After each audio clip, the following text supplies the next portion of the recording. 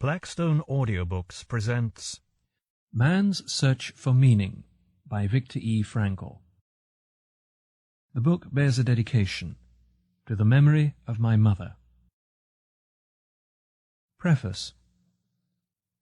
Dr. Frankl, author-psychiatrist, sometimes asks his patients who suffer from a multitude of torments, great and small, "Why do you not commit suicide?"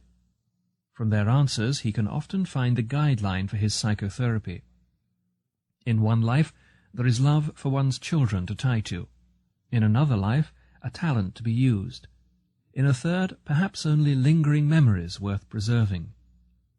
To weave these slender threads of a broken life into a firm pattern of meaning and responsibility is the object and challenge of logotherapy, which is Dr. Frankl's own version of modern existential analysis. In this book, Dr. Frankl explains the experience which led to his discovery of logotherapy. As a long-time prisoner in bestial concentration camps, he found himself stripped to naked existence. His father, mother, brother, and his wife died in camps, or were sent to the gas ovens, so that, excepting for his sister, his entire family perished in these camps.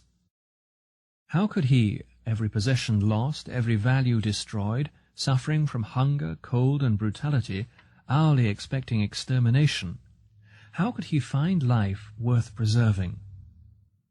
A psychiatrist who personally has faced such extremity is a psychiatrist worth listening to. He, if anyone, should be able to view our human condition wisely and with compassion. Dr. Frankl's words have a profoundly honest ring, for they rest on experiences too deep for deception. What he has to say gains in prestige because of his present position on the medical faculty of the University in Vienna, and because of the renown of the logotherapy clinics that today are springing up in many lands, patterned on his own famous neurological polyclinic in Vienna. One cannot help but compare Viktor Frankl's approach to theory and therapy with the work of his predecessor Sigmund Freud. Both physicians concern themselves primarily with the nature and cure of neuroses. Freud finds the root of these distressing disorders in the anxiety caused by conflicting and unconscious motives. Frankl distinguishes several forms of neurosis and traces some of them, the noogenic neuroses, to the failure of the sufferer to find meaning and a sense of responsibility in his existence. Freud stresses frustration in the sexual life. Frankl, frustration in the will to meaning. In Europe today, there is a marked turning away from Freud and a widespread embracing of existential analysis which takes several related forms, the school of logotherapy being one. It is characteristic of Frankl's tolerant outlook that he does not repudiate Freud, but builds gladly on his contributions. Nor does he quarrel with other forms of existential therapy, but welcomes kinship with them. The present narrative, brief though it is artfully constructed and gripping. On 2 occasions I have read it through at a single sitting, unable to break away from its spell. Somewhere beyond the midpoint of the story, Dr. Frankl introduces his own philosophy of logotherapy.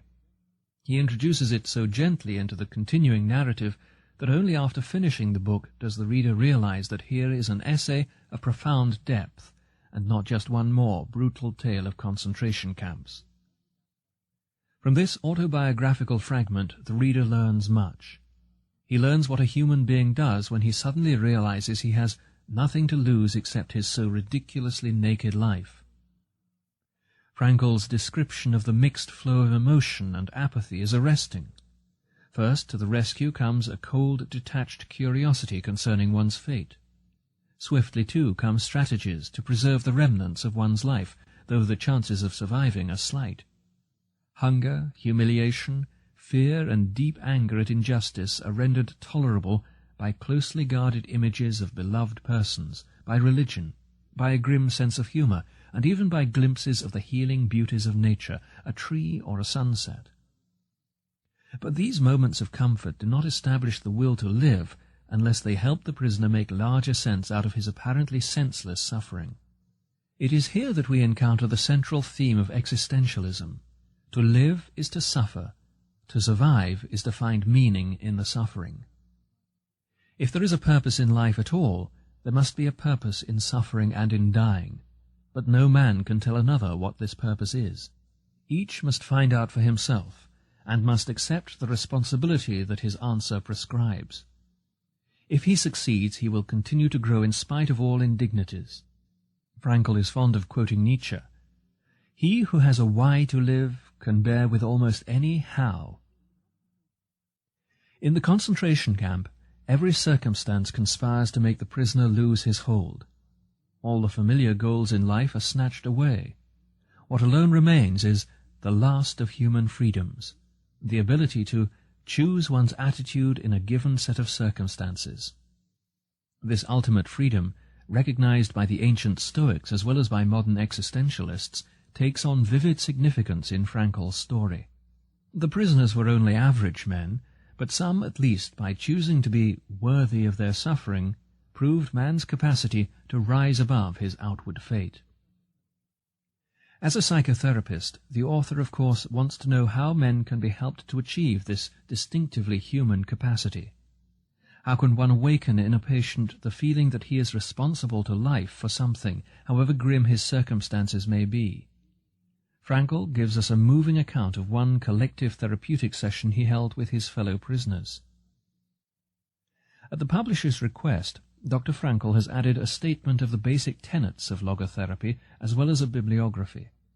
Up to now, most of the publications of this third Viennese school of psychotherapy, the predecessors being the Freudian and Adlerian schools, have been chiefly in German. The reader will therefore welcome Dr. Frankl's supplement to his personal narrative. Unlike many European existentialists, Frankl is neither pessimistic nor anti-religious. On the contrary, for a writer who faces fully the ubiquity of suffering and the forces of evil, he takes a surprisingly hopeful view of man's capacity to transcend his predicament and discover an adequate guiding truth. I recommend this little book heartily, for it is a gem of dramatic narrative focused upon the deepest of human problems. It has literary and philosophical merit and provides a compelling introduction to the most significant psychological movement of our day. Gordon W. Allport. Gordon W. Allport, formerly a professor of psychology at Harvard University, was one of the foremost writers and teachers in the field in this hemisphere. He was author of a large number of original works on psychology and was the editor of the Journal of Abnormal and Social Psychology. It is chiefly through the pioneering work of Professor Allport that Dr. Frankl's momentous theory was introduced to this country. Moreover, it is to his credit that the interest shown here in logotherapy is growing by leaps and bounds.